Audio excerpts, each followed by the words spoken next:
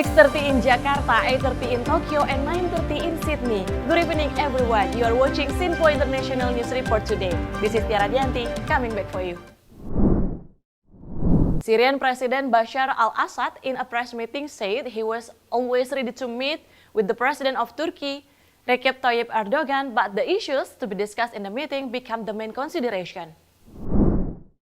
In the statement of President of Syria, Bashar al-Assad, at a press conference last Monday, 15 July, responded that Turkey's effort to build a vision of peace with Syria had been approved by him, but the meeting held by both parties must produce results to encourage peace.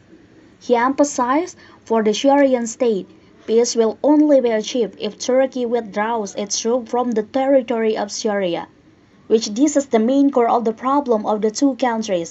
The President of Syria said, the reason for the end of relations between of them for 13 years is due to the absence of discussion about the withdrawal of Turkish troops in Syria.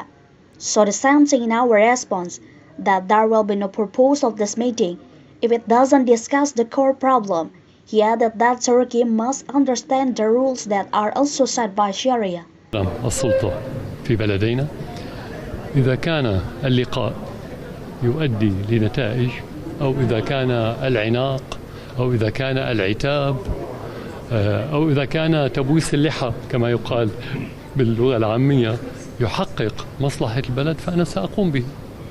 ولكن المشكلة لا تكمن هنا، تكمن ليس في اللقاء وإنما تكمن في مضمون اللقاء. طرح اللقاء قد يكون هام باعتبار اللقاء هو عبارة عن وسيلة لتحقيق هدف. طيب ما هو الهدف؟ لم نسمع ما هو الهدف. حل المشكلة، تحسين العلاقات، إعادتها إلى وضع طبيعي. طيب أول سؤال نسأله، لماذا خرجت العلاقات عن مسارها الطبيعي منذ 13 عاما؟ لم نسمع أي مسؤول تركي يتحدث عن هذه النقطة بشكل صريح.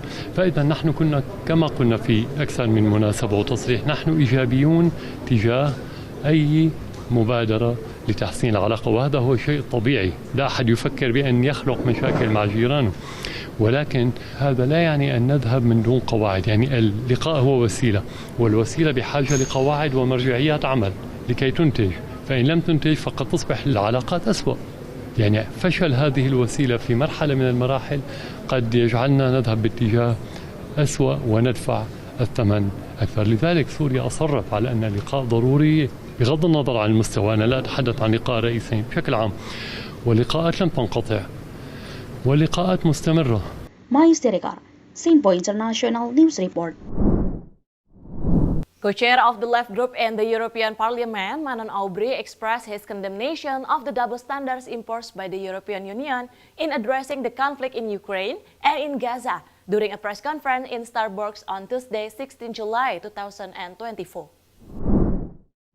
During the press conference, co-chair of the left group in the European Parliament, Manon Aubry, the double standard used by the European Parliament in dealing with the conflicts in Ukraine and Gaza, which she found unacceptable. Aubry stated that the European Union made a resolution for the conflict in Ukraine, but on the other hand, they seem indifferent to what was happening in Gaza. She emphasized that criticism of this double standard will continue to be delivered to the European Union, which appears to discriminate in response to the attacks on Gaza. Aubry made the statement because recently the European Union held a meeting to discuss providing support to Ukraine in various aspects. Aubry added that the double standard weakens the struggle in Ukraine as the absolute rejection of Putin's action in Ukraine, as not matched by a similar response to Israel's actions in Gaza. Fait-il qu'à raison, nous avons multiplié les résolutions pour dénoncer le coup de force de Vladimir Poutine et l'invasion illégale de la Russie de Vladimir Poutine en Ukraine, et que dans le même temps, nous nous refusions à dénoncer les violations des droits humains dans la bande de Gaza.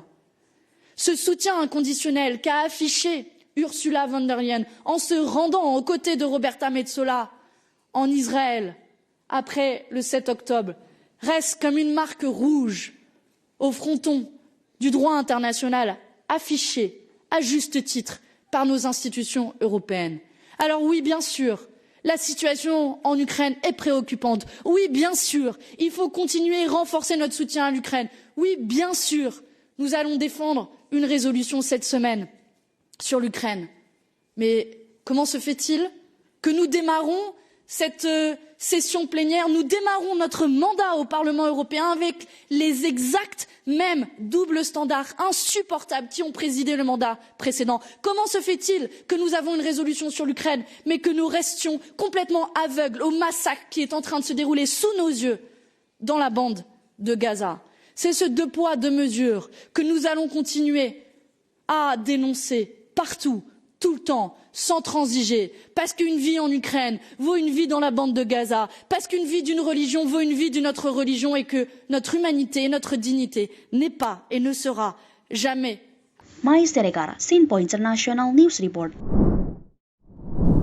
President of Ukraine Volodymyr Zelensky in a press meeting on Monday, 15 July 2024, he said not worry about the prospect of the election of Donald Trump as President of the United States, although the possibility of his administration more sympathetic to the Kremlin.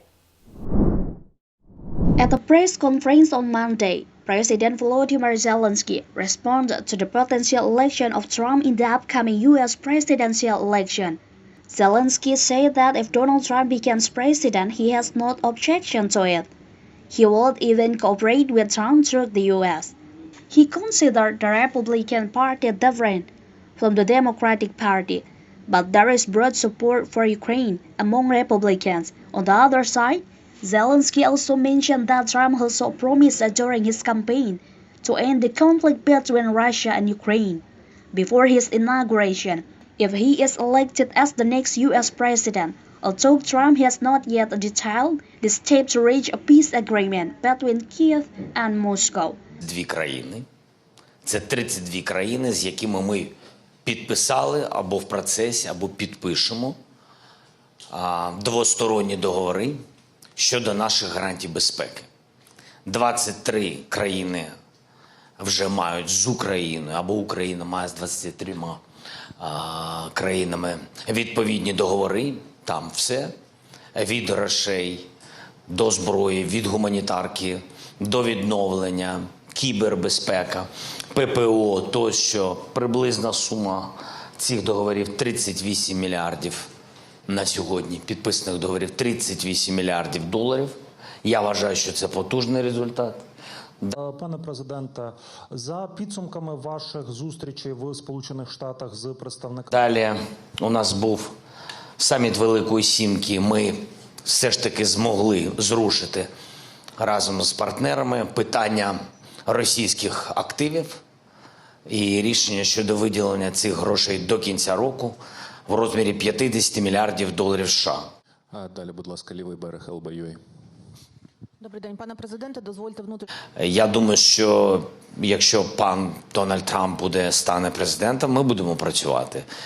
Я цього не боюсь. Україна просто, ми в війні, ми емоційні, і коли є невизначеність, а дійсно республіканська партія, вона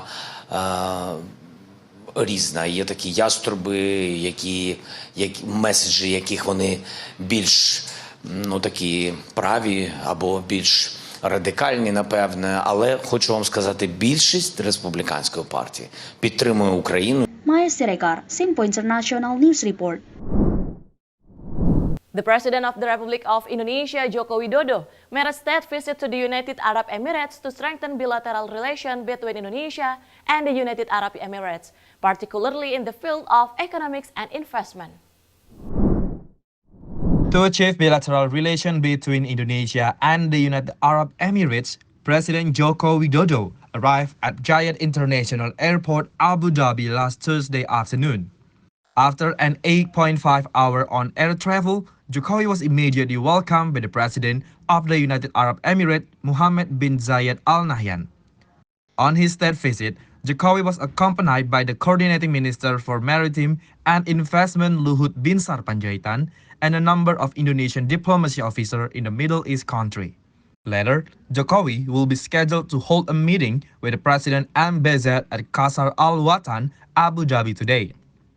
This state visit is aimed to strengthen cooperative relations from both countries, particularly in the field of economic and investment. Not only that, Jokowi's arrival to Abu Dhabi was also rumored to attract investors to the nation's capital project. Dan dalam pertemuan dengan Presiden MBZ, nanti saya antara lain akan membahas mengenai berbagai upaya peningkatan kerjasama ekonomi dan investasi yang strategis. Tentunya kerjasama ini akan dilanjutkan implementasinya oleh pemerintah baru nantinya. Begitu selesai pertemuan dengan Presiden MBZ tanggal 17 Juli besok, saya akan langsung kembali ke tanah air. Terima kasih. Wassalamualaikum warahmatullahi wabarakatuh. Max Oller, Sinpo International News Report. Thank you for watching Sinpo International News Report. This program joining collaboration between Sinpo TV Indonesia and Fiery Media Dubai. Stay with us, menyapa malam Sinpo TV coming back after this one.